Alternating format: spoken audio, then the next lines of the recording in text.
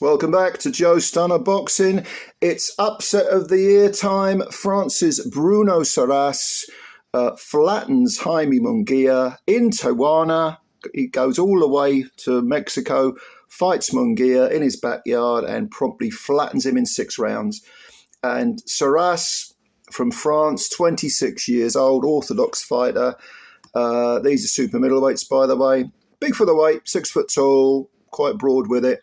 But he came in with a record of 25 wins with only 4 KOs, no defeats and 2 draws. And did I know much about him? No, I did not. I genuinely didn't.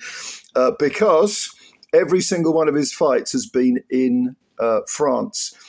And the quality of the opposition certainly for the first half of his resume, was very, very feeble. And sometimes you just get some guy who comes along and out of the blue, he chins the favourite. I mean, Surace has fought, in his last fight, he fought for the EBU silver title, whatever the hell that is. I'm so annoyed and disappointed in the EBU for introducing these stupid secondary titles. But that's it. There was nothing else on his record to suggest he had any kind of world-class ability. Now, Munguia, of course, as we know, he fought Canelo, got floored, but went the distance, 28 years old in his prime. Since losing to Canelo, which was only in May of this year, he fought Eric Bazinian, stopped him in 10 rounds, decent performance. He was expected to just brush Bruno Surace aside. This is an end of the year fight. I'm giving it back to my fans. They turned out in droves to watch him. Don't forget, Munguia's beaten people like John Ryder, who he stopped in 9 rounds.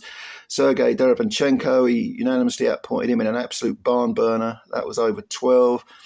Got Gabe Rosado on his record. I think Zerameta's on there as well. Turiano Johnson, who's a good gatekeeper type. He's beaten some terrific men. You could not have predicted this result. I mean, even if you were audacious enough to pick Bruno Surace to win on points, people would have probably looked at you. Why? Why are you picking him on points? If you'd have said, I think he's going to knock Munguia out in 6 rounds, people would have just dismissed you. What are you talking about? They would have laughed in your face. Sometimes this happens. Sometimes it happens. And it was a one-punch knockout. So I suppose anyone can get clipped in the right place at the right time and so on. Munguia wasn't knocked unconscious, but clearly he wasn't in a position to continue. He struggled to get to his feet. When he did, he didn't really know where he was. His head was spinning and the referee rightly stopped it. But this is made even more surprising because Munguia, for the first 3 rounds, maybe 4 rounds, had his own way.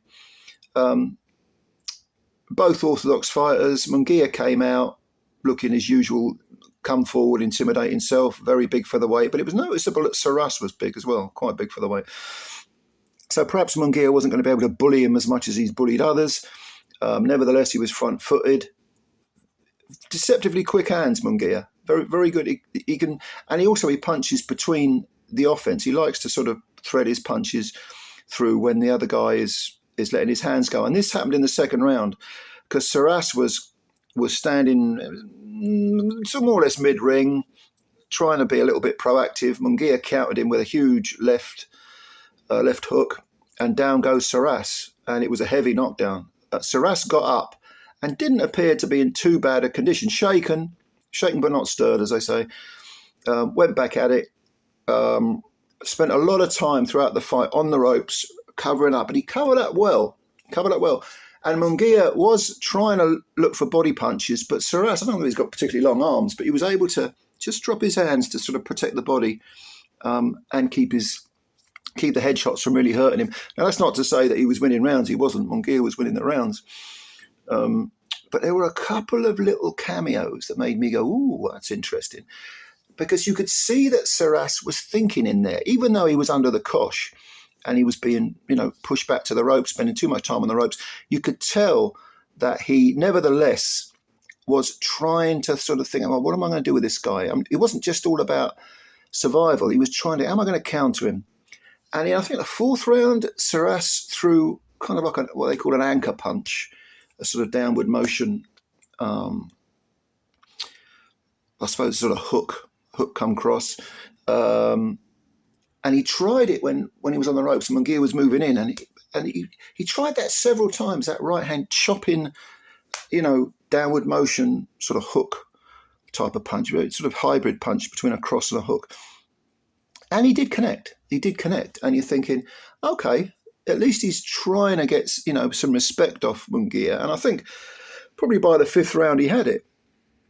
Munguia was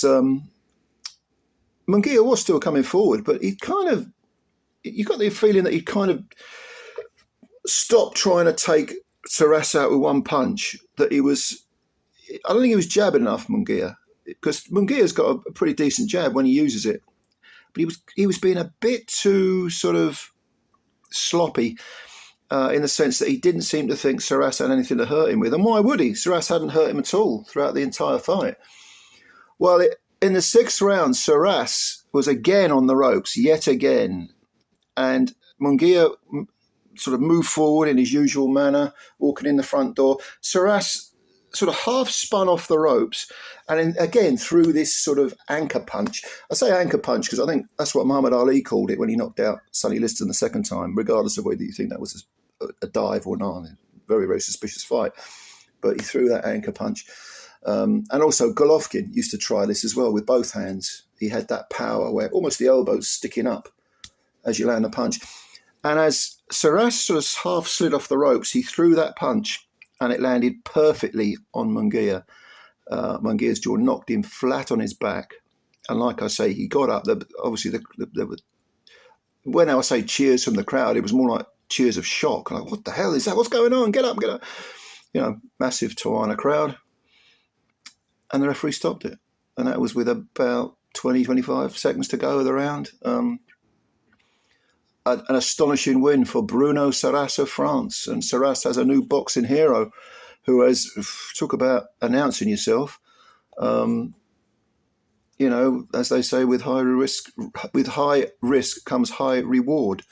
And Mr. Surace went all the way from Marseille in France, all the way to Mexico, fought a guy in his backyard and promptly flattened him. Well done, Bruno Surace. Man's good. Man's a good fighter. I like to see him again because I don't remember ever seeing him before. Unknown commodity, you see. I wonder if Munguia and his team had even seen him before. Munguia had Eric Morales in his corner as well. But yeah, great performance. He lost virtually every round, and yet here I am saying a great performance. I think it's because he stayed poised. He didn't panic. He's all that. He's so far away from home. He knows he's not going to get a decision, and yet he kept trying to think in there. He kept trying to counter. He kept trying to sort of find a crack in the door where he could just take advantage. And Munguia, obviously, I think took him lightly. Didn't respect what was coming back at him. And if you do that, it can be fatal. It can be fatal. But anyway, what do you guys think? Did you watch this fight? How astonished are you? Do not tell me you picked this as a result. I'm not going to believe you. Well, maybe some people did. Maybe if you're, Bruno Surace's mum, you might have picked him to win, but by knockout. But I don't think anyone else did. Upset of the year, without a shadow of a doubt. Incredible. But yeah, leave your comments below if you've got any. And if you enjoyed the video, please like the video. And also, if you could hit the subscribe button, that would be great too, because you're helping out the channel. So, what can I say? This is why we love boxing. Sometimes these things happen, Comments below. Thank you very much, ladies and gentlemen. Enjoy the rest of your Sunday, and bye for now.